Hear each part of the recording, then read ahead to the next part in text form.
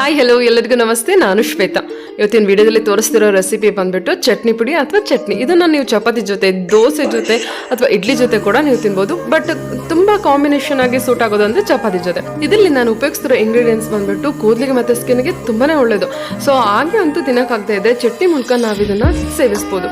So ಈ ವಿಡಿಯೋನ ನೋಡೋಕ್ಕಿಂತ ಮುಂಚೆ ನನ್ನ ಚಾನಲ್ಗೆ ಎಲ್ರಿಗೂ ಸ್ವಾಗತ, ಅಂದ್ರೆ ಶ್ರೀಗಂಧವ್ಲಾಗ್ಗೆ ಎಲ್ರಿಗೂ ಸ್ವಾಗತ. ಸೊ ನನ್ನ ಚಾನಲ್ನ ಸಬ್ಸ್ಕ್ರೈಬ್ ಆಗ್ದಲೇ ನೋಡ್ತಾ ಇದ್ರೆ ಪ್ಲೀಸ್ ಸಬ್ಸ್ಕ್ರೈಬ್ ಆಗಿ, ಹಾಗೆ ನನಗೆ ಸಬ್ಸ್ಕ್ರೈಬ್ ಆಗಿಬಿಟ್ಟು ನೆಕ್ಸ್ಟ್ ವಿಡಿಯೋಗೆ ಮೋಟಿವೇಶನ್ ಕೊಡಿ. ಸೊ ಫಸ್ಟು ನಾನು ಇಲ್ಲಿ ಶೇಂಗಾ ಬೀಜನ ಫ್ರೈ ಮಾಡ್ಕೊಳ್ತಾ ಇದ್ದೀನಿ. ಶೇಂಗಾ ಬೀಜ ಹಸಕ್ಲಾಗೋಗೆ ಫ್ರೈ ಮಾಡ್ಕೋಬೇಡಿ, ಚೆನ್ನಾಗಿ ಕೆಂಪಗೆ ಫ್ರೈ ಮಾಡ್ಕೋಬೇಕಾಗತ್ತೆ. ಶೇಂಗಾ ಬೀಜ ಹಸಕ್ಲಾದ್ರೆ ನೀಟಾಗಿ ಫ್ರೈ ಆಗಿಲ್ಲ ಅಂದರೆ ಚಟ್ನಿ ಟೇಸ್ಟು ಚೇಂಜ್ ಆಗುತ್ತೆ. ಸೊ ಅದರಿಂದ ಚೆನ್ನಾಗಿ ಕೆಂಪಗೆ ಫ್ರೈ ಮಾಡ್ಕೋಬೇಕು ಸಣ್ಣ ಊರಿಯಲ್ಲಿ. ನಾನಲ್ಲಿ 1 ಕಪ್ ಶೇಂಗಾ ಬೀಜ ತೊಗೊಂಡಿದ್ರೆ ಇಲ್ಲಿ ಅರ್ಧ ಕಪ್ಪಷ್ಟು ನಾನು ಕಪ್ಪು ಎಳ್ಳನ್ನು, ತೊಳೆದಿಟ್ಕೊಂಡಿರುವಂಥ ಕಪ್ಪು ಎಳ್ಳನ್ನು ನಾನಿಲ್ಲಿ ಯೂಸ್ ಮಾಡ್ತಾ ಇದ್ದೀನಿ. ಸೊ ಇದನ್ನು ಕೂಡ ಕೆಂಪಗಾಗೋ ಹಾಗೆ ಫ್ರೈ ಮಾಡ್ಕೋಬೇಕು. ಅದು ಎಳ್ಳು ಫ್ರೈ ಆದಮೇಲೆ ಇದ್ರ ಸೈಜ್ ಕೂಡ ಸ್ವಲ್ಪ ದಪ್ಪ ಆಗುತ್ತೆ, ಜೊತೆಗೆ ಅದು ಸಿಡಿಯುತ್ತೆ ಎಳ್ಳು. ಸೊ ಅವಾಗ ಎಳ್ಳಾಗಿದೆ ಅಂತ ನಮಗೆ ಗೊತ್ತಾಗುತ್ತೆ. ಸೊ ಈ ರೀತಿಯಾಗಿ ಎಳ್ಳು ಫ್ರೈ ಆದಮೇಲೆ ನಾವು ಇಲ್ಲಿ ಫ್ಲಾಕ್ಸ್ ಸೀಡ್ಸ್ನ ತೊಗೊಂಡಿದ್ದೀನಿ. ಇಲ್ಲಿ 1/4 ಭಾಗದಷ್ಟು ನಾನು ಫ್ಲಾಕ್ಸ್ ಸೀಡ್ಸ್ನ ತೊಗೊಂಡಿದ್ದೀನಿ. ಸೊ ಇದೊಂದು ತುಂಬ ಬೇಗನೆ ಫ್ರೈ ಆಗುತ್ತೆ. ಇದು ಕೂಡ ತುಂಬ ಫಾಸ್ಟಾಗಿ ಚಟ ಅಂತ ಸಿಡಿದ್ಬಿಡುತ್ತೆ. ಸೊ ಅವಾಗ ಫ್ಲಾಕ್ಸ್ ಸೀಡ್ಸು ನಮಗೆ ಫ್ರೈ ಆಗಿದೆ ಅಂತ ಗೊತ್ತಾಗುತ್ತೆ. ಇದನ್ನು ಮಾತ್ರ ಚೆನ್ನಾಗಿ ಫ್ರೈ ಮಾಡ್ಕೊಳ್ಳಿ. ಸೀಸೋದು ಮಾತ್ರ ಕಪ್ಪಗಾಗೋದು ಮಾತ್ರ ಫ್ರೈ ಮಾಡ್ಕೋಬೇಡಿ. ನೀವು ನೋಡ್ತಿರ್ಬೋದು ಯಾವ ರೀತಿಯಾಗಿ ಸಿಡಿತಿದೆ ಅಂತ. ಇಲ್ಲಿ ನನಗೆ 3 ಮೆಣಸಿನ್ಕಾಯಿ, ಹಸಿಮೆಣಸಿನ್ಕಾಯಿ ತೊಗೊಂಡಿದ್ದೀನಿ. ನೀವು ಚಟ್ನಿ ಪುಡಿನೇ ಮಾಡಿಟ್ಕೋಬೇಕಂದ್ರೆ ಒಣಮೆಣಸಿನ್ಕಾಯಿ ಕೂಡ ನೀವು ಫ್ರೈ ಮಾಡಿ ಇಟ್ಕೋಬೋದು, ಜೊತೆಗೆ ಖಾರದ ಪುಡಿ ಕೂಡ ಹಾಕೋಬೋದು. ನಾನಿಲ್ಲಿ ಮೆಣಸಿನ್ಕಾಯಿನ ನಾನಿಲ್ಲಿ ಸುಟ್ಕೊಂಡು ತೊಗೊಳ್ತಾ ಇದ್ದೀನಿ. ನೀವು ಬಾಣಲೆಯಲ್ಲಿ ಬೇಕಾದ್ರೆ ಫ್ರೈ ಮಾಡಿ ತೊಗೋಬೋದು, ಮತ್ತು ಸುಡ್ಲೂಬೋದು. ಸುಟ್ಟಿದ ಮೆಣಸಿನ್ಕಾಯಿ ಹಾಕಿ ಚಟ್ನಿ ಪುಡಿ ಮಾಡೋದ್ರಿಂದ ತುಂಬಾ ಟೇಸ್ಟ್ ಇರುತ್ತೆ.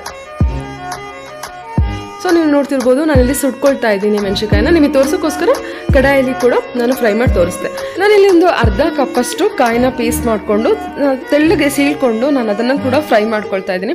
ಸೊ ಈ ಥರ ಫ್ರೈ ಮಾಡೋದ್ರಿಂದನೇ ಬೇರೆ ಥರ ಟೇಸ್ಟು, ಹಸಿದು ಹಾಕೋದ್ರಿಂದನೇ ಬೇರೆ ಥರ ಟೇಸ್ಟ್ ಸಿಗುತ್ತೆ. ಸೊ ನೀವು ಇದನ್ನು ಚಟ್ನಿ ಪುಡಿ ಮಾಡಿಟ್ಕೊಳ್ಳೋದ್ರಿಂದ ಸ್ವಲ್ಪ ಎಲ್ಲದನ್ನು ಫ್ರೈ ಮಾಡ್ಕೊಂಡು ಹಾಕೊಂಡ್ರೆ ಲಾಂಗ್ ಟೈಮ್ ಬರುತ್ತೆ. ಸೊ ನೀವು ನೋಡ್ತಿರ್ಬೋದಲ್ಲ, ಅದು ನೋಡೋದಕ್ಕೆ ಎಷ್ಟು ಚೆನ್ನಾಗಿ ಕಾಣಿಸ್ತಿದೆ ಅಂತ. ಒಂದ್ಸರಿ ಇದನ್ನು ಮಾಡಿ ಟೇಸ್ಟ್ ಮಾಡಿ ನೋಡಿ, ನೀವು ಮತ್ತೆ ಮತ್ತೆ ಮಾಡ್ತಾನೆ ಇರ್ತೀರ.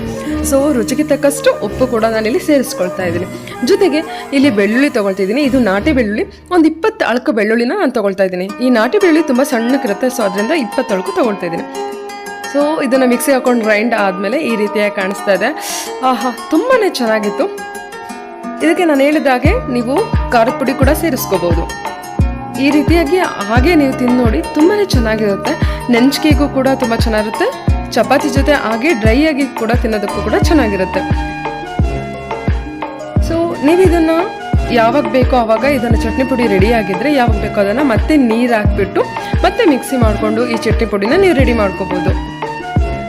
ಚಟ್ನಿ ಪುಡಿನ ಚಟ್ನಿಯಾಗಿ ರೆಡಿ ಮಾಡ್ಕೋಬೋದು.